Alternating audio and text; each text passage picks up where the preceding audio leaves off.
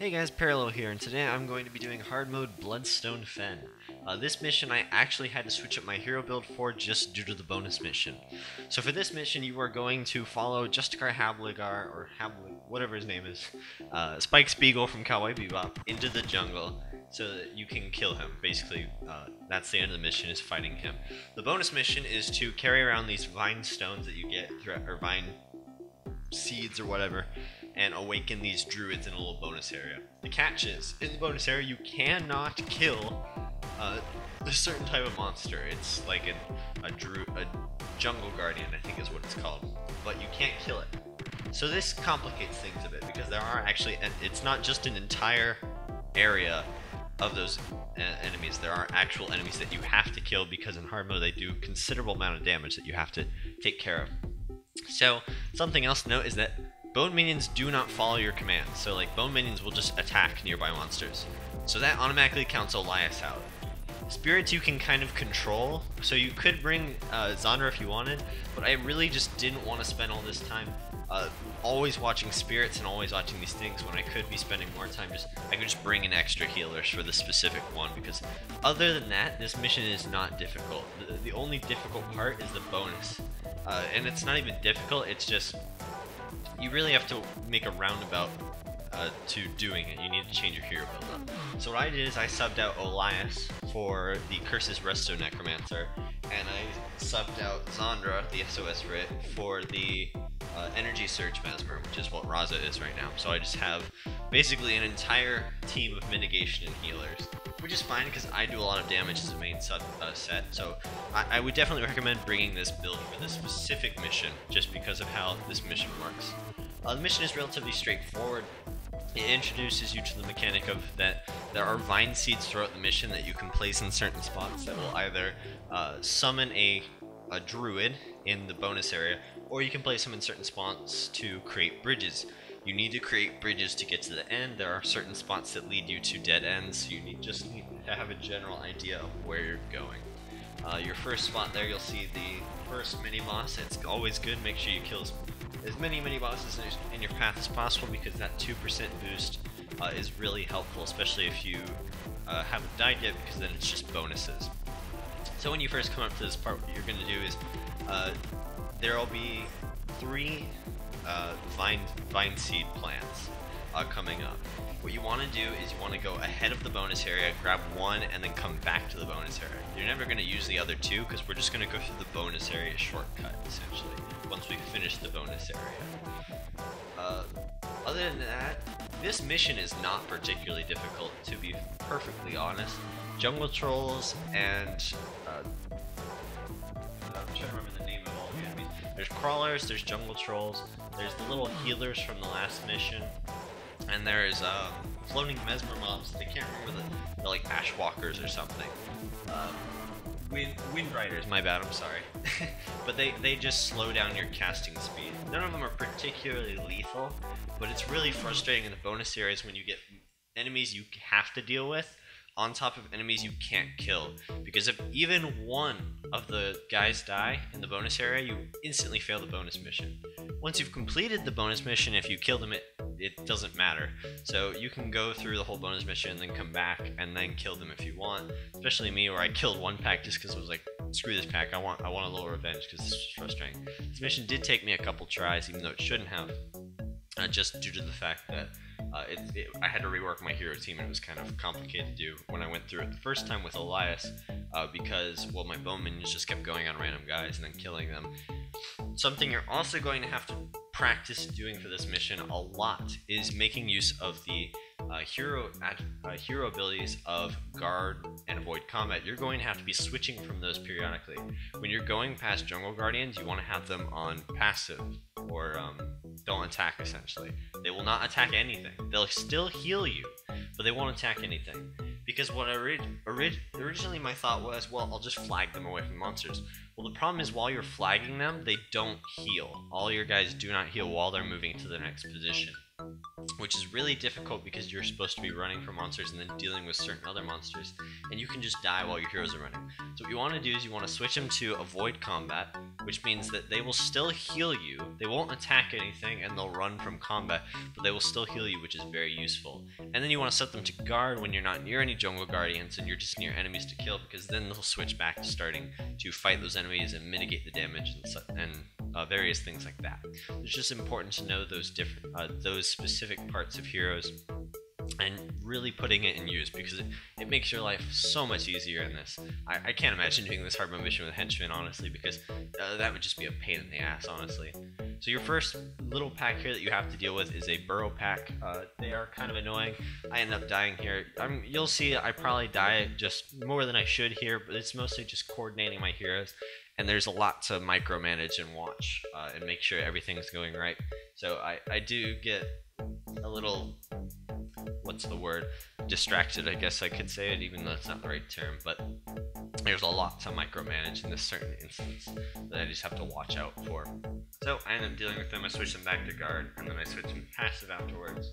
But that's mostly the shtick of the bonus area. Once you finish the bonus area, after you finish it, you're going to just make it's basically a linear path. You get vine seeds, create bridges, and you just follow the path I show in this video, and you'll get to the end. At the very end, there's a mini boss and a couple white mantles, but there's not enough to make a difference.